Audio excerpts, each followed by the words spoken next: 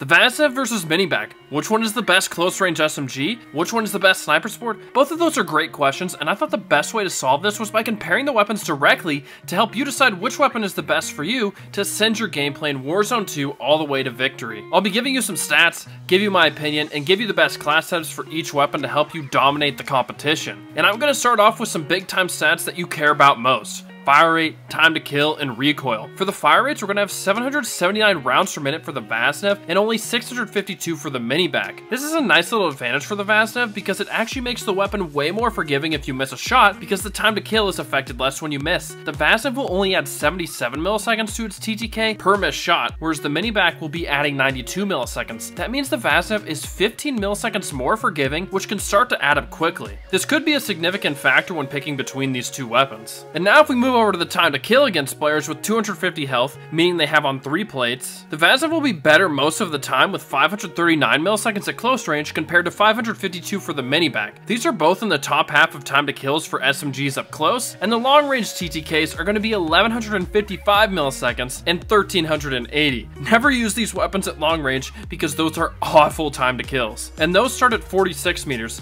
That means you can only use these weapons out to 45 meters at max, and both weapons are going to have 6 damage ranges, and the Vaznev's advantage in TTK will grow bigger and bigger the farther out you go. However, the Minibak does have a sweet spot because it has a way bigger mid-range damage profile where its time to kill will actually be better than the Vaznev's TTK because the Vaznev will fall off first. The mid-range TTKs are at 19 meters, where the Vaznev's time to kill will be at 770 milliseconds but fall off to 1001 milliseconds at 24.5 meters, while the Minibak will have the 920 millisecond TTK, but that will remain all the way out to 31.5 meters, giving you an extra 7 meters of range. That's a nice little advantage, but the Vaznev is one of the most used weapons because of its advantage in being competitive with its time to kill all the way out to 45 meters. But these are just theoretical time to kills if you hit all your shots. This advantage will do you no good if the recoil is terrible on the Vaznev, so let's head over to the firing range and compare their recoil patterns. As you can see, they have very similar recoil, with them both mainly having vertical, but the Vaznev just kicks slightly less and feels a little bit easier to aim at farther ranges. But as you can see, it isn't too difficult to manage either weapon's recoil, with both weapons having no problem beaming targets at 10 and 25 meters, but the 50 meter target is a little bit more challenging on both of them. But as you can probably see, I had an easier time managing the Vaznev out there. But that's to be expected with them being SMGs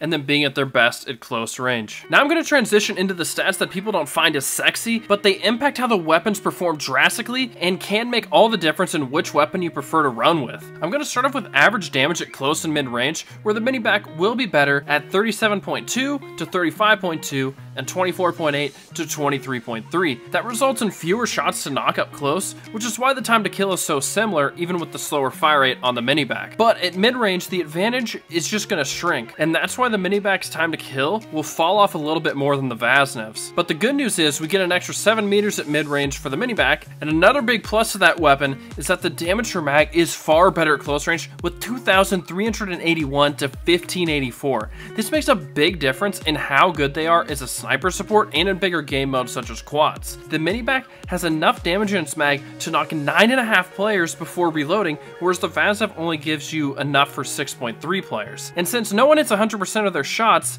and like to cap their downs, these numbers shrink a lot, and it isn't realistic to knock a full team with the Vaznev without reloading, where it's certainly possible to do with the Minibak. And not having to reload mid-fight equates to faster time to kills and easier times winning at mid to close range engagements, which is where you should be using these weapons 100% of the time. And also another interesting fact is that the Minibak actually has the fastest reload time on SMGs while also having the most damage per mag, making it an absolute bullet hose. And let's take a look at the close range damage per second, where the Vaznev will be better at 441 to 392. The DPS pretty much just equates to the time to kill. Whichever weapon has the faster damage per second will have the faster TTK. With that being said, close range fights can become a lot easier to win with good mobility, so let's actually take a look at those stats quickly. These are going to be very similar, but the Vaznev will have a minor advantage here with better aim down sight speed and better ADS movement, while the Minibak is going to have better movement speed and reload time, and then they're going to have equal sprint to fires. The Vaznev has the more important movement advantages for close range fights with the aim down sight speed and ADS movement, and will make a small difference while using these weapons close quarters. But one advantage is that you don't have to change the mag size on the Minibak while you have to on the Vaznev, making the movement difference even more minute. And the very last stat I'd like to go over quickly is bullet velocity, where the Vaznev is significantly better at 540 meters per second to 300 on the base weapons. The Vaznev is almost as good as some assault rifles with its base bullet velocity, which is wild. This is definitely a nice benefit to the Vaznev, but it would only come into play if you want to use these as a sniper support. This shouldn't be a deciding factor when choosing between which one to use as an SMG. I put a lot of effort into these videos, so please make sure to get this video to 50 likes if it's been helpful, and subscribe for Warzone 2 content that will help ascend your gameplay. Now for my verdict on which weapon is better. The Vaznev has a versatile SMG, and the Minibak is a sniper support. The Vaznev hands down is better as a submachine gun, with its better time to kill, fire rate, aim down sight speed, and ADS movement. But the Vaznev can also be used out to 30 meters comfortably, making it a perfect SMG. If you're caught rotating in the open with the Vaznev, you don't have to switch to your long-range weapon because it's a beam to 45 meters with a competitive time to kill. And the Minibak is a better sniper support because of that mag size. It allows you to comfortably take on fights with 2, 3, 4 people without worrying about getting caught reloading. And it also has that sweet 19 to 31.5 meter mid-range time to kill, where it can compete with every assault rifle outside of the cast-off 7.62. The damage per mag, reload time, mid-range sweet spot, and low recoil are too good to pass up using it as a sniper support. And let's jump straight into these best class setups. And we're going to start with the Vaznev. So for this one, I'm trying to make it really accurate while still maintaining its mobility. So we're going to start with this X10 Razor Comp that gives us horizontal and vertical recoil, and it does hurt our ADS speed slightly, but we're going to fix that with our tuning. And I'm going to go to -0.34 on the ADS speed, and then I'm going to go towards gun kick control on the bottom to +0.23.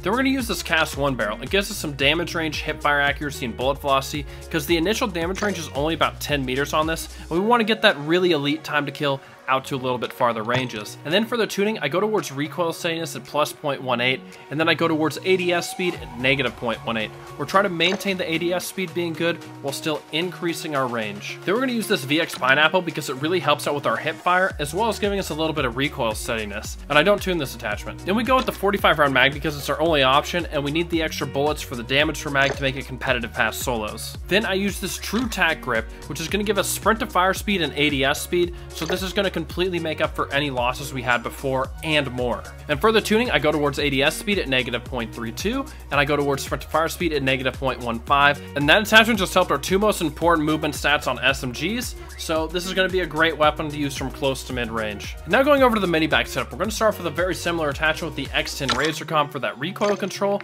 as well as giving the tuning the same exact stats of -0.34 towards ADS and +0.23 towards gun kick control. Then we're going with the Bach 9 barrel, and this is going to help our damage range, and the reason we want to do this is because that mid-range section is so nice from 19.5 to 31.5 meters. We can actually extend that range to be a couple meters bigger, and that's going to make it even nicer as a sniper support. And then for the tuning, we're going to go towards recoil steadiness at +0.37, and then towards some ADS speed at -0.14, because even if this is being used as a sniper support, it still needs to be effective up close, and we don't want to hurt the ADS too much, which is why we also go with this FSS OV laser, which gives us sprint to fire, ADS, and aiming idle stability. This is going to hit the trifecta of things that are going to make this weapon even better. Now for the most interesting attachment on this class setup, the Minibak Grip Mag, and it does exactly what you think. Helps with your recoil, aiming idle stability, and recoil stabilization. You can't tune it, and you also can't change your magazine size. It's kind of weird, it doesn't hurt your movement speed at all, only your ADS, so you're still going to be moving around just as quick. And we're going to use this Markiev R7 stock finally, and this is going to help with our ADS, sprint speed, and crouch movement speed. We've already helped with our recoil on 3 of the attachments, so we're going to try to get this thing's movement speed up a little bit more, because that's where it struggles a little bit more in comparison to some of the other SMGs. And then for the tuning, we're going to go towards ADS speed at -1.42, and then we're going to go towards aiming idle stability at +0.85.